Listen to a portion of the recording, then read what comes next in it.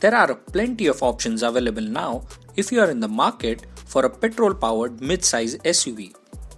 And if you can look beyond the current favorite Hyundai Creta and Kia Seltos duo, there's another pair of siblings that will catch your attention: the Renault Duster and the Nissan Kicks.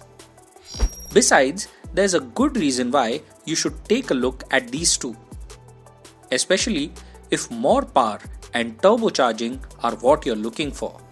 These are amongst the most powerful turbo-powered petrol SUVs on sale in India right now. We shall draw an analogy between the two, and this comparison should help you decide which one to choose. Since we are talking about power, let's get straight to the heart of these two bad boys. The joint project of Renault-Nissan-Mitsubishi Alliance along with Daimler developed an HR13 turbo-petrol engine, which is this 1.3-litre 4-cylinder mill seen under the hood of both these SUVs. This turbocharged petrol engine with direct injection produces 154 bhp and 254 Nm of torque.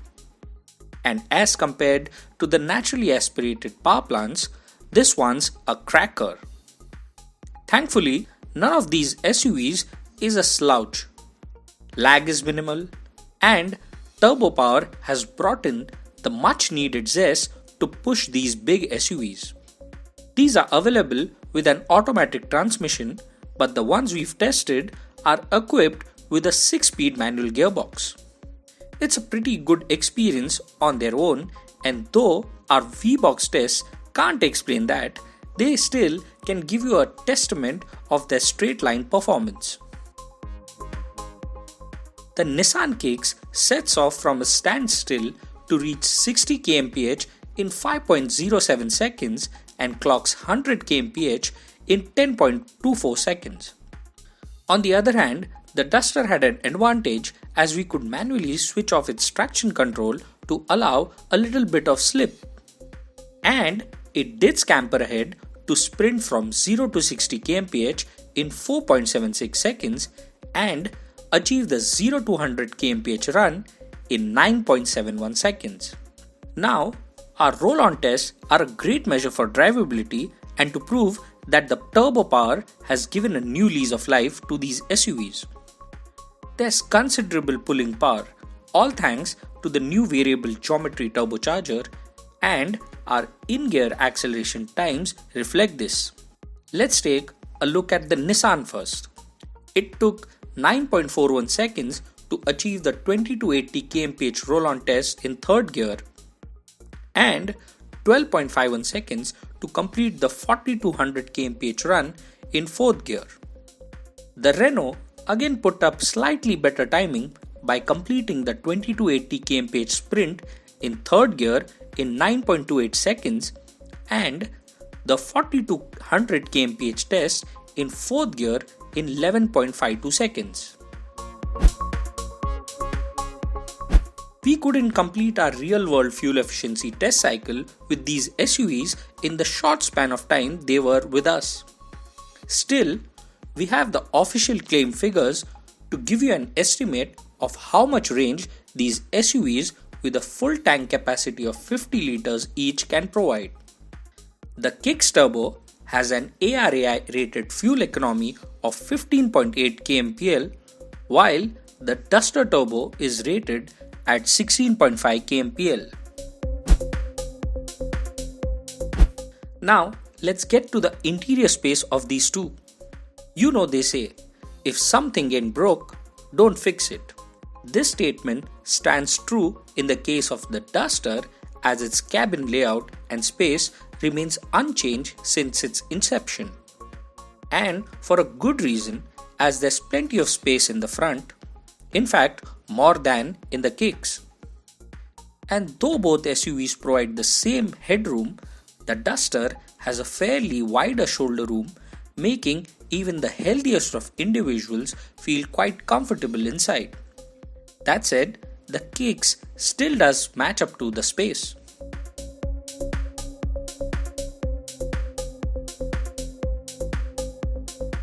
However, Step into the second row of the Kicks and it has quite comfortable seats providing adequate comfort like in the Duster.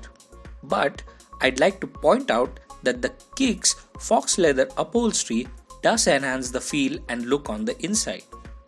However, the sloping roofline does limit the headspace. Meanwhile, that's not the case in the Duster, and even the additional shoulder room makes things quite roomy for passengers in its second row. And even though the knee room is almost similar to that of the Kicks, the sense of space is more in the Duster thanks to the higher ideal legroom. Both the SUVs have a fairly squared off boot space that will easily gobble up weekend luggage for 4 or even 5 occupants. This includes a full-size hard-shell trunk, 2 mid-size ones, and still space left for soft luggage and smaller items. There are numerous possibilities in which the baggage can be arranged. Also, there's no wheel arches intrusion, so your bags fit in neatly. What's more, the spare wheel can be lowered down to the ground instead of getting it out of the boot.